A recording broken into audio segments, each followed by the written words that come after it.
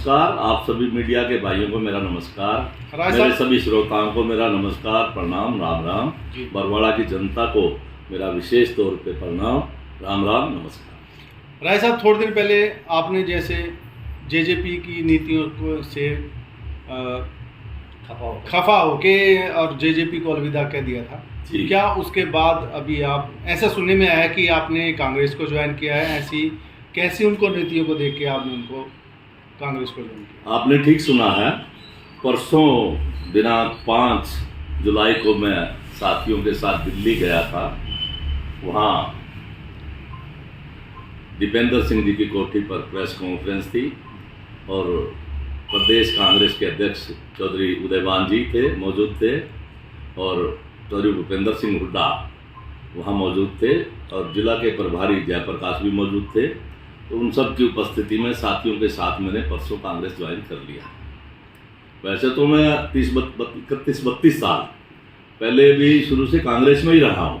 अब पिछले 4 साल से मैं जेजेपी में चला गया था और वो मुझे रास नहीं आई। उनकी नीतियाँ, उनकी कार्यप्रणाली, उनका व्यवहार मुझे रास नहीं आया। तो मैं छोड़ करके अभी अपने साथियों सहित ही मैंने पार्टी को छोड़ा है और कुछ साथियों के साथ मैं ज्वाइन करके आया हूँ। और बहुत से साथी, ये आप कहिए कि सैकड़ों साथी मेरे साथ मेरे मार्गदर्शन में यहाँ बरवाड़ा में सितंबर में मीटिंग होगी, कार्यकर्ता मीटिंग होगी, तो उसमें ज्वाइन कराने का प्रोग्राम भी है। राय साहब, जैसे अभी आपने बताया कि आप जेजेपी में पिछले 3-4 साल से जेजेपी में जैसे चले गए थे। जी। क्या बरवाड़ा के विकास में भागीदार होने के कारण आप उसमें गए थे? आप सोच रहे थे कि इससे बरवाड़ा का विकास और उसमें आप जी। उसमें कई किस्म के आश्वासन भी उन्होंने दिए थे और बरवाड़ा का विकास बड़े अच्छे ढंग से करने की बात भी उन्होंने मानी थी। तो कुदरती माइग्रेट करके मुझे भी उम्मीद थी टिकट मिलने की पिछले इलेक्शन में जेजेपी की तरफ से, लेकिन अचानक बीजेपी से माइग्रेट करके जोगीराम सिहाग इस पार्टी में आ गए और उनको टिकट थमा दिया गया था। तो पार्टी का धर्म और कर्तव्य मानते हुए मैंने पार्टी के नेताओं के कहने से जेजेपी के उम्मीदवार जोगीराम की मैंने भी, मेरे साथियों ने भी, सबने जी तोड़ के मदद करी।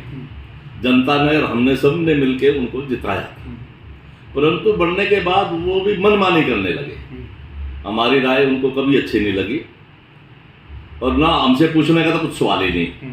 कभी हमने बिना पूछे भी अगर राय दे दी तो उन्होंने ये समझा कि हम उनके कार्य में बाधा डालना चाहते हैं। वो उस राय को जो है ना पसंद करके अपने ढंग से अपने कार्य करते रहे। आज का परिणाम ये है कि करोड़ों रुपया, सरकार का करोड़ों रुपया बरवाड़े के विकास के नाम पे खुर्द बुर्द हो रहा है। जो काम नहीं होने थे वो भी हुए हैं। काफी काम ऐसे हैं जो गलत तरीके से हुए हैं, जिसका जनता को सुविधाएं मिलना दूर, बल्कि जनता के लिए मुश्किलें और खड़ी कर दी।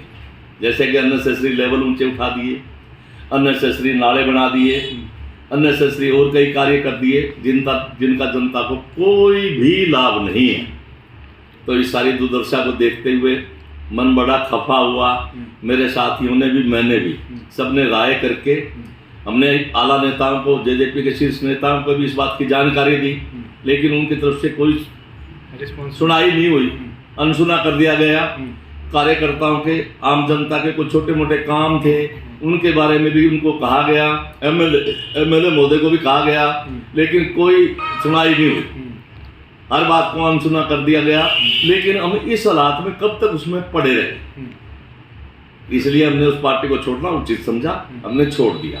और कांग्रेस सबको साथ लेके चलने वाली पार्टी। कल बरवाड़ा के विधायक जोगीराम सिहाग और रमेश बैटरीवाला एक प्रोग्राम में गए थे, मगर वहाँ लोगों का काफ़ी उनके रोष का सामना करना पड़ा। आपको लगता है कि ये जो गलत नीतियाँ इन्होंने बनाई उसका कारण यही रहा होगा? बिल्कुल यही कारण है।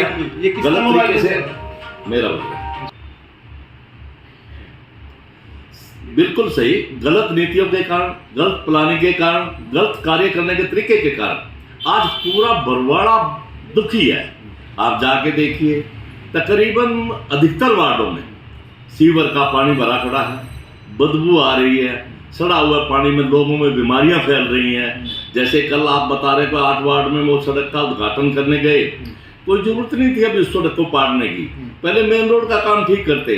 अब सालों से मेन रोड का काम तो उनसे ठीक नहीं हो पा रहा है। बारिश का सीजन सिर पे है, पानी पहले ही, निकासी का कोई प्रबंध नहीं था, अभी तक भी उसका कोई सोल्यूशन, कोई हल नहीं निकला है। फिर हॉस्पिटल रोड भी पाट दिया, पुराने वाटर वर्क्स वाला रोड आप देख लो, इतना काला गंदा सीवर का पानी भरा हुआ है, आप वहां से निकल नहीं सकते। जो लोग वहां रह रहे हैं उनके लिए तो नर्क है, बीमारियां फैल रही हैं, लोग बड़े परेशान हैं। अभी परेशानी में तंग आकर के लोग और क्या करेंगे? एमएलए साहब की वो करेंगे, उनके ऊपर उनसे सवाल जवाब करेंगे, उनसे जवाबदेही उनकी बनती है। जब लोगों की सुनाई नहीं हो रही, सालों साल बीत गए, लोग गंदगी से निकल ही नहीं पा रहे, उनको प्रशासन और विधायक महोदय निकाल ही नहीं पाए, तो लोगों को संतुष्टि कैसे होगी? मगर फिर भी बरवाड़ा के ये कहूँ कि नगर पालिका में पैच वर्क के लिए लगभग 50 लाख रुपए आया। आपको लगता है कि वो बरवाड़ा में लग पाएगा? देखिए मेरी बात सुनिए, जिन लोगों की जिम्मेवारी है वो लोग इस बात की निगरानी करें, पैसे का उचित उपयोग करवाएं, जो जहां पैच वर्क की जरूरत है वहीं करवाएं, और एक्यूरेट मेजरमेंट करा के एक्यूरेट पेमेंट करवाएं। अगर लापरवाही करेंगे पैसा खुर्द बुर्द हो जाएगा, अनुचित तरीके से लोग उसमें अपना टाका लगा जाएंगे, बरवाड़ा की कई सड़कें ऐसी हैं जो बिल्कुल ठीक है, मगर फिर भी उसको उखाड़ के दोबारा नई उसमें ब्लॉक लगाए जा रहे हैं। आपको नहीं लगता ये पता नहीं क्या मनसा है? हाँ। अब आप मानिए कोई चीज आपके घर की दीवार सही खड़ी है, उसी को तोड़ के आप दोबारा बनाने लग जाओ, तो अड़ोसी पड़ोसी आपको क्या कहेंगे? मूर्ख ही कहेंगे ना। तो आप चंगी भली चीज को उखाड़ के क्यों बना रहे हो? जहां जरूरत है वहां बनाओ, जहां जरूरत है, जहां टूटी फूटी सड़कें हैं, जहां पैच वर्क की जरूरत है उनको आप पैच वर्क करो। अच्छी भली सड़कों को पाड़ना तो फिर मूर्खता ही है। आपके समय में काफ़ी अगर समय पीछे जाएं 2005-6 की बात करूँ तो मैं आपकी, तो जैसे अभी बरवाड़ा सरकार ने बरवाड़ा के लगभग 15 वार्डों को अनअप्रूव्ड घोषित कर दिया है, मगर उस टाइम तो वो अनअप्रूव्ड नहीं था। बिल्कुल नहीं था उस टाइम। क्या, उससे भी बहुत पहले सन 87 में मैं पार्षद रहा हूँ बरवाड़ा की पहली कमेटी का। उस टाइम में भी गवर्नमेंट की तरफ से स्लम का ग्रांट आता था, इन वार्डों के डेवलपमेंट पे पैसा लगता था, डेवलपमेंट होती थी, और 6-7 में भी आता था। लेकिन अब पता नहीं कितना, देखो मजाक भरा हास्यास्पद फैसला है गवर्नमेंट का। 50 साल से 40 साल से बसे हुए लोग जिनको आज अनअप्रूव्ड घोषित करके उनके डेवलपमेंट बंद कर दी गई, कितना बड़ा जुल्म है। इस पे नगर पालिका के पार्षद भी, इलेक्टेड पार्षद सारे धरने पे बैठे थे, चेयरमैन भी बैठे थे। अब इतनी नौबत आ गई, मेरे ख्याल में मेरे जीवन में ऐसा मैंने पहले कभी नहीं देखा सुना। देखते हैं, अभी उनको कुछ आश्वासन मिला है, इस बात का सॉल्यूशन 15-20 दिन, ज्यादा से ज्यादा 1 महीने में होता है, ठीक है। नहीं तो हम कांग्रेस पार्टी की तरफ से, कांग्रेस पार्टी के झंडे तले इस काम के लिए, इस काले फरमान के विरुद्ध बड़ा आंदोलन चलाएंगे और उसको ठीक करवा के रहेंगे। तो कांग्रेस में जैसे भी आप आए हो, काफी लगभग 30-35 साल से पहले भी कांग्रेस में रहे हैं जी, तो इसको घर वापसी कहें या पार्टी की ज्वाइनिंग कहें? देखिए, है तो घर वापसी, ज्वाइनिंग तो होती है ना, मैं कभी कांग्रेस में पहले रहा ही ना हूं। ठीक है, मैं तो बहुत लंबा अरसा कांग्रेस में रहा हूं, ये मेरी घर वापसी है। अब मेरे इलाके की जनता और मैं भी चाहता हूं इस हल्के से नुमाइंदगी करना, तो मेरी टिकट की मांग है। मैंने कांग्रेस पार्टी के प्रदेश के आला नेताओं को अवगत करा दिया है। जनता मेरे साथ अगर होगी, जनता मेरे नाम की आवाज बुलंद करेगी, तो मुझे विश्वास है कि कांग्रेस पार्टी मुझे टिकट भी जरूर देगी। पिछले दिनों जो कपास रैली हुई है इस कपास मंडी में सांसद महोदय की, तो पार्षद जितने और चेयरमैन धरने पे बैठे थे, तो आपको क्या लगता है, क्या उनको मतलब कि सुझाव दिए गए या उनकी जो समस्या थी उनको लेकर के उनको धरना से उठाया गया है, तो क्या बरवाला के अंदर विकास कार्य हो पाएंगे? मुझे जो जानकारी है कि चौधरी विजेंद्र सिंह पार्लियामेंट मेंबर हिसार, उनको मिले या उनको बुलाया, उन्होंने उनको आश्वासन दिया है इस समस्या को शॉर्ट पीरियड में सुलझाने का।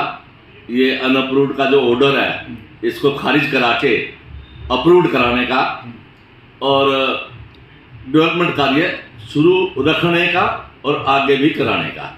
अगर वो समाधान हो जाता है तो हमें कोई आपत्ति नहीं, सरकार अगर उस बात का समाधान करती है, यहाँ के एमएलए और एमपी साहब, प्रशासन को समाधान करते हैं तो बड़ी खुशी की बात है, स्वागत है। नहीं तो मैंने बोला है कि ज्यादा से ज्यादा 1 महीना हम देखेंगे, उसके बाद कांग्रेस के झंडे तले हम इसका बड़ा आंदोलन इस काम के लिए चलाएंगे और इसको अप्रूव करा के ही रहेंगे। और कौन कौन शामिल हुए जी आपके साथ कांग्रेस? मेरे साथ काफी लोग थे। देखो, दिल्ली जाके हमने ज्वाइन किया है तो 18-20 लोग मेरे साथ गए थे। बाकी बहुत से साथी जो अपने रोजमर्रा के कार्य में व्यस्त रहते हैं, रेडी यूनियन के साथी हैं, ऑटो यूनियन के साथी हैं, दुकानदार भाई हैं, मजदूर भाई हैं, कुछ किसान भाई हैं, तो हर किस्म के साथी सितंबर में यहाँ विपक्ष आपके समक्ष के कार्यक्रम हिसार में जो होना है सितंबर में, उसके प्रति जो है ना यहाँ वर्कर मीटिंग ली जाएगी, जिसको चौधरी दीपेंद्र सिंह लेंगे और चौधरी उदयभान कांग्रेस प्रदेश अध्यक्ष, जिला प्रभारी जयप्रकाश भी होंगे। तो उस वर्कर मीटिंग में सैकड़ों कार्यकर्ता बरवाड़ा शहर के, जो कि मेरे साथी हैं, हमेशा मेरे साथ रहे हैं, हमेशा उनका सहयोग आशीर्वाद मेरे सिर पर रहा है। बरवाड़ा के काफ़ी बुजुर्ग, माताएं, बहनें, बहुएं, बेटियां, काफ़ी लोग कांग्रेस को ज्वाइन करेंगे और उसके बाद हम एक हल्का लेवल पे अपनी नुमाइंदगी को लेकर के भी और कांग्रेस पार्टी की नीतियों को लेकर के भी जनसंपर्क अभियान कार्यक्रम शुरू कर देंगे। गली गली में कांग्रेस का और चौधरी भूपेंद्र सिंह हुड्डा का, कांग्रेस के बड़े नेताओं का गली गली में जय जयकार गुंजाने का काम करेंगे, गली गली में अलग जगाने का काम करेंगे। कांग्रेस में भी गुटबाजी चल रही है, इस बारे में आपका क्या कहना है? गुटबाजी मैं नहीं समझता कोई गुटबाजी है। नेताओं के अपने अपने विचार होते हैं। अब कांग्रेस जो राष्ट्रीय आलाकमान है, उन्होंने सभी नेताओं की ड्यूटियां लगा रखी है। किसी की हरियाणा में सरकार बनाने की ड्यूटी है, भाई ज़्यादा से ज़्यादा लोगों को अपने साथ जोड़ करके कांग्रेस का प्रचार करके आप जो है ना पूरा ऐसा माहौल बनाओ, क्योंकि वर्तमान सरकार फ्लॉप हो चुकी है, काम करती नहीं, लोग बड़े तंग है छोटी छोटी बातों से। पीपी कार्ड, ये आधार कार्ड, फैमिली का वो अपना राशन कार्ड, ये सारी चीजें, इन्हीं में रोजगार दे दिया लोगों को, ये दे दिया ना रोजगार। रोज दफ्तरों के चक्कर काटते रहो, कर्मचारी चक्कर कटा के थका देते हैं। जब जाके कईयों का ठीक हो पाता है, कईयों का नहीं भी हो पाता, बड़े परेशान है। तो ड्यूटियां मैं बता रहा था ना, प्रदेश के बड़े नेताओं की ड्यूटियां आलाकमान ने लगाई हुई है। किसी की किसी स्टेट का प्रभारी बनाया हुआ है, किसी को किसी स्टेट का प्रभारी बनाया हुआ है। लेकिन हमारे लिए सभी नेता सम्मानीय हैं। हमारी नजर में तो कोई गुटबाजी बिल्कुल भी नहीं है। हमारे लिए सभी नेता सम्मानीय हैं। हम कांग्रेस प्रदेश के जितने बड़े नेता हैं, देश के जितने बड़े नेता हैं, सबका सम्मान करते हैं, कांग्रेस की नीतियों में विश्वास करते हैं और कांग्रेस के जो कार्यक्रम चेकआउट किए जाते हैं, घोषित किए जाते हैं, उन कार्यक्रमों के अनुसार हम अपनी कार्य प्रणाली तय करते हैं। जैसा आपने बताया राय साहब कि आप टिकट के दावेदार भी हैं और आप कोशिश भी करेंगे कांग्रेस से टिकट लाने की। जी जी जी। बरवाड़ा में रामनिवास घोडेला एक अनुभवी एमएलए रह चुके हैं कांग्रेस के। आपको क्या लगता है कि पार्टी के आला कमान आप पर दाव खेलेंगे? देखिए, मेरी बात सुनिए, जहाँ तक बात अनुभवी की है, ये जरूरी नहीं कि किसी को टिकट ना मिल पाया हो तो उसको अनुभव नहीं होगा। जहां तक मैं समझता हूं, अनुभव के मुकाबले में रामनिवास घोडेला मेरे सामने नहीं टिक पाएंगे। ठीक है, क्योंकि मैं बहुत बचपन से ही पॉलिटिकल कार्यकर्ता रहा हूं, जन सेवक रहा हूं, जनता की सेवा में रहा हूं, गरीब लोगों के लिए मैंने बड़ा संघर्ष किया है। कभी भी मेरे पास कोई गरीब आदमी आगे उनके साथ ज्यादती होती हुई मैंने अड़ के स्टैंड लिया है। मैंने मेरे जान पे खेल के भी उनके साथ ज्यादती कभी नहीं होने दी। तो ये मेरा हमेशा विचार भी रहा है, मेरी नीति भी रही है और आगे भी जब तक मेरी आखिरी सांस है मैं गरीब लोगों के लिए हमेशा लड़ता रहूंगा, उनके लिए उनकी सेवा में कार्य करता रहूंगा और उनका मान सम्मान भी करता रहूंगा। बरवाड़ा में ज़्यादातर देखा गया है कि बाहर से आके ही लोग एमएलए की टिकट लड़ते भी हैं और जीतते भी हैं। बहुत कम ऐसा देखने में मिला है कि अगर हम वेद नारायण जी की बात करें और आपकी बात करें कि बरवाड़ा की पृष्ठभूमि से आप पूरी तरह परिचित हैं और आने वाले टाइम में बरवाड़ा की जो जनता है, क्या लगता है आपको साथ देगी? आपको देखिए, एक तो बचपन से मैं जनसेवा में रहा हूँ। सन 1987 में आपको याद हो, या आप थोड़े छोटे होंगे तो आपके बड़े भाइयों को, आपके पिताजी को, चाचा को, उनको जरूर याद है जी। मैंने आजाद इलेक्शन लड़ा था, जो कि जनता के आह्वान पे लड़ा था। मुझे गरीब लोगों ने मिलकर के सबने अपना उम्मीदवार बनाया था। ठीक है। और आप विश्वास मानिए, भूखे रह करके भी मेरी मदद की थी। किसी को ट्रक में जगह मिली, कोई साइकिल पे भी गए, कोई गाड़ियों में भी गए, कोई कैसे ही गए।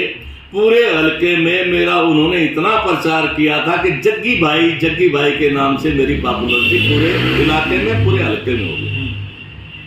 बड़ा जबरदस्त इलेक्शन हुआ। उस टाइम एक नेता विशेष की प्रदेश में आंधी थी, पार्टी विशेष की प्रदेश में आंधी थी, तब भी उन्होंने मुझे तकरीबन 9000 वोट दिला करके एक अच्छी पोजीशन में खड़ा कर दिया। ठीक है। जब हम हार करके इलेक्शन चुनाव हार करके बरवाड़ा आए, दौलतपुर मोड़ पे रात का टाइम था, एक मीटिंग हुई, जनसभा हुई।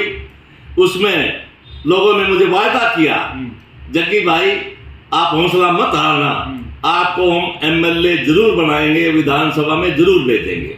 उस टाइम का जो बरवाड़ा के राजनीतिक आंगन में जो आम जनता ने एक नन्हा पौधा लगाया था, वो जग्गी भाई आज वक्त के गर्म ठंडी हवाएं खा करके, वक्त के हालात धूप छांव झेल करके, जनता का आशीर्वाद, प्यार और स्नेह मुझे हमेशा मिलता रहा। उस प्यार, स्नेह और आशीर्वाद के सहारे से आज वो पौधा वृक्ष बन गया है। अब थोड़ी सी जरूरत है उसमें वोट रूपी उर्वरक डालने की, खाद डालने की। अगर जनता प्यार से, आशीर्वाद से उसमें उर्वरक डाल देगी, वोट रूपी खाद डाल देगी, वो वृक्ष बड़ी घनी छाया देने लग जाएगा, मीठे फल देने लग जाएगा। मैं वायदा करता हूं मेरे शहर की जनता से, मेरे इलाके की जनता से, मेरे हलके की जनता से, कि वो फल और घनी छाया लोगों की सेवा में अर्पित रहेगी।